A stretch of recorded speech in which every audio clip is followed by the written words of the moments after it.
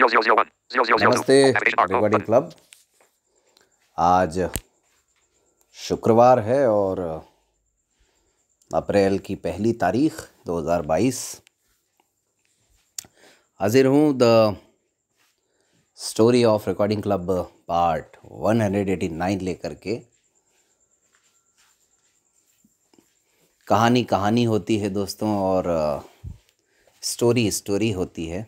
अब आप सोचेंगे कि ये क्या पहेली है भाई, लेकिन कहानी की एक शुरुआत होती है, एक अंत होता है।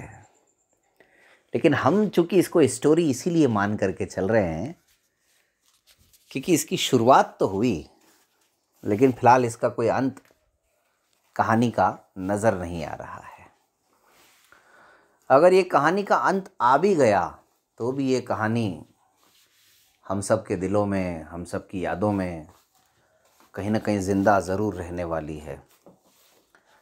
क्योंकि 6 वर्ष का समय कम नहीं होता, छोटा नहीं होता। 6 वर्ष पूरे होने जा रहे हैं रिकॉर्डिंग क्लब को मई माह में। 20 मई 2016 को कोई ख़ास सपना नहीं था, कोई ख़ास उद्देश्य भी नहीं था और कोई ख़ास लक्ष्य भी नहीं था। बस ये ज़रूर था कि एक ज़िद थी, एक जुनून था, कुछ न कुछ करना है, कुछ नया करना है, कुछ हटके करना है। और इसीलिए जब 1 वर्ष हुआ तो जन्मदिन बाकायदा मनाया गया और केक काटा गया। और जब 2 वर्ष होने वाले थे तब यही दृष्टिबाधित अस्मिता का ध्यान रखते हुए उसको समाज की मुख्य धारा से जोड़ने के लिए प्रयास किया गया और एक कवि सम्मेलन आयोजित करने का विचार मन में आया। उन्हीं दिनों में दोस्तों अब आपके पास जवाहर रंगमंच का ऑडिटोरियम भी है और गॉड साहब का सानिध्य भी है, राज बिहारी गौड सर का। आपकी एक अपनी छोटी सी टीम भी है जिसमें सूर्य सर हैं, अर्पण जी हैं, शरद भाई, प्रतीक भाई और विनोद जी। तब तक मुकेश जी से हमारा परिचय उतना नहीं था, और अगर था भी तो सिर्फ ये था कि भाई मुकेश जी भी हैं कोई, तो मुकेश जी की भी अपनी कहानी है। अली भाई और हमारी जो रीडर्स की जो टीम थी छोटी सी, जिसमें अच्छा उस समय भी एक बड़ी विचित्र बात थी कि जयवंती मैडम ही पूरे इस कामकाज को देख रही थी। कविता बनर्जी जो हमारी बहुत ही नियमित रीडर थी, वो 2-4 महीने पहले ही छोड़ चुकी थी कुछ अपनी निजी समस्याओं की वजह से। वो बात एक अलग है कि इस 20 मई के कार्यक्रम में हमने कविता को भी इनवाइट किया था और उनको सम्मानित करवाया था इस कार्यक्रम में। तो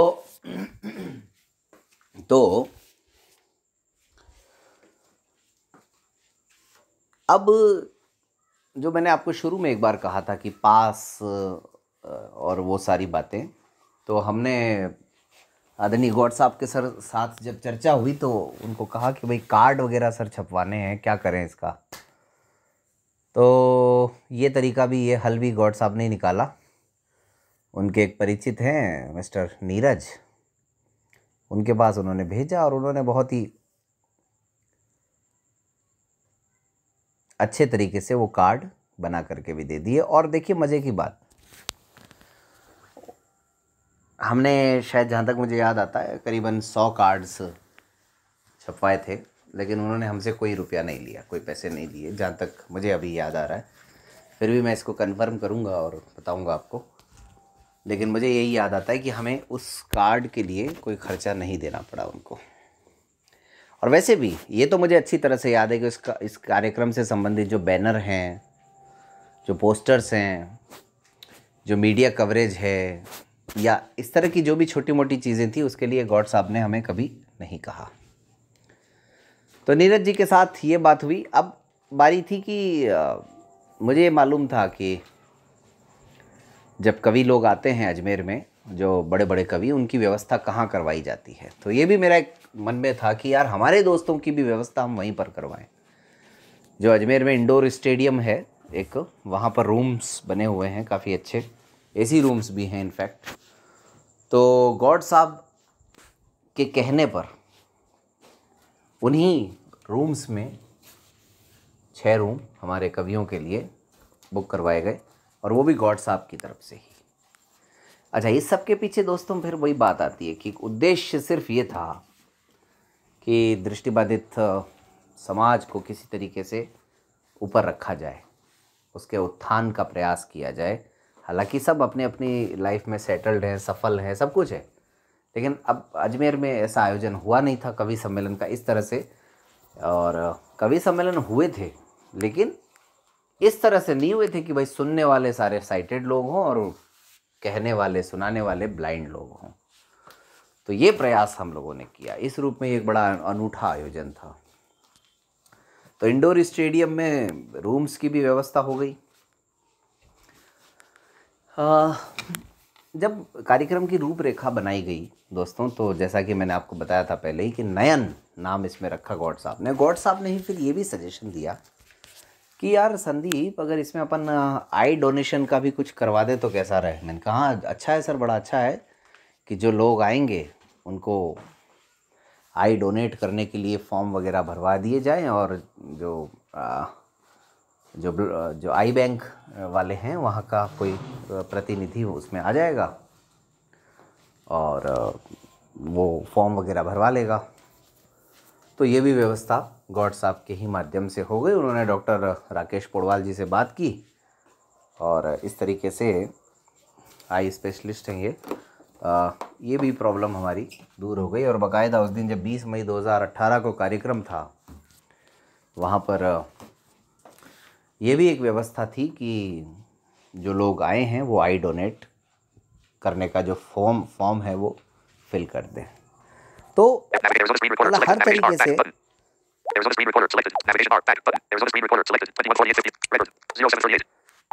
हर तरीके से कुछ ना कुछ यूनिक करने का ही प्रयास किया जा रहा था, और इसीलिए इतनी सारी चीज़ों को एक साथ मिला करके, मिक्सअप करके हम लोग चल रहे थे। अब आपको मैं बताता हूँ कि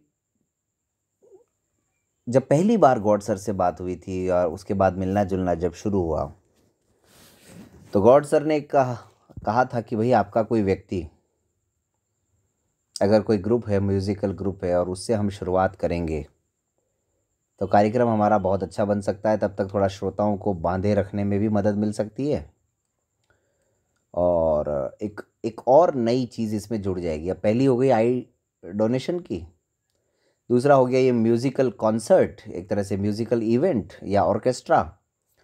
और उन दिनों एक मेरा जूनियर जिनका नाम है ओम प्रकाश, आजकल वो रेलवे में जॉब कर रहे हैं, उन्होंने अपनी प्रारंभिक शिक्षा जो है वो गंगानगर स्कूल से हासिल की, और उसके बाद अजमेर अंध विद्यालय में वो आए, और 2013, 14, 15 में मेरा संपर्क रहा उनसे। और बीच बीच में कभी वो मेरे पास कंप्यूटर सीखने भी आए, कभी म्यूज़िक की भी बातें होती थी, और म्यूज़िक में तो उनकी रुचि है ही खैर। तो उन दिनों में ओम प्रकाश एक ऑर्केस्ट्रा ग्रुप का निर्माण कर चुके थे, और मेरी बातचीत होती रहती थी उनसे। अच्छा, ओम प्रकाश ने जो ग्रुप बनाया था वो भी, उसकी भी बड़ी मज़ेदार बात ये थी कि उसमें ब्लाइंड लोग भी थे और साइटेड लोग भी थे। तो यानी इंक्लूसिवनेस जो हम चाह रहे थे हर लेवल पर, वो यहाँ पर भी मौजूद थी। तो लगभग अप्रैल के एंड में ओम से भी बात हुई, और ओम प्रकाश को ये कहा गया कि इस तरह का हम लोग आयोजन कर रहे हैं। इसमें अगर तुम लोग चाहो तो हम तुम्हें आधे घंटे का समय दे सकते हैं, जिसमें ये भी उन्हीं से पूछा हमने ओम से कि अगर तुम्हारा प्रोग्राम रखते हैं तो कम से कम कितना समय तुम्हें चाहिए। तो उन्होंने करीबन पौन घंटा या 1 घंटा ऐसा कुछ कहा था। मैंने कहा ये तो थोड़ा ज़्यादा हो जाएगा। तो आखिरकार फिर आधे घंटे पर बात बनी और उनको ये कहा गया कि भाई आपकी टीम आ जाए, आपको जो परफॉर्म करना है वो करें, और आपका ऑर्केस्ट्रा जब सुनेंगे लोग, साइटेड लोग भी देखेंगे, तो हो सकता है आपको कुछ प्रोग्राम्स वगैरह भी मिले। और उसके बाद में प्रोग्राम ना भी मिले तो थोड़ी पब्लिसिटी तो हो ही जाएगी। तो ओम को भी ये बात अच्छी लगी। उन्होंने कहा ठीक है सर, करते हैं ऐसा। लेकिन वो कहते हैं ना, तालाब में कई सारी मछलियाँ होती हैं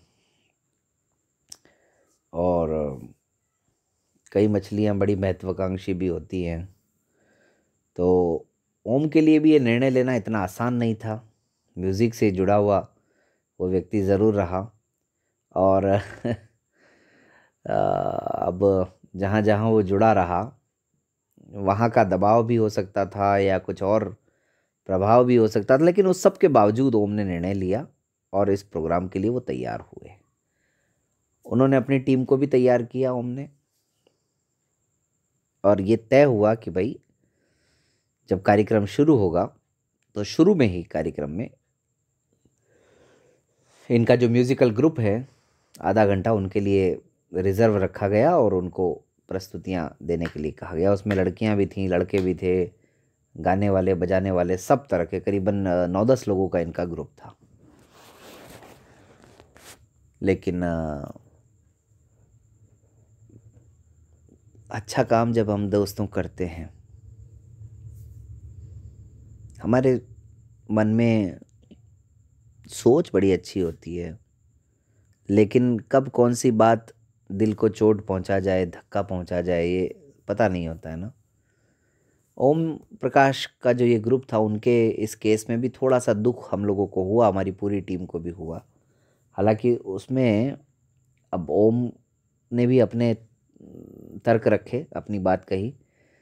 जब उनकी प्रस्तुति हुई वहाँ पर 20 मई को, उसके बाद में होना ये चाहिए था कि उनको पूरे कार्यक्रम में रुकना चाहिए था, पहले से अपनी टीम से बात करके रखनी चाहिए थी।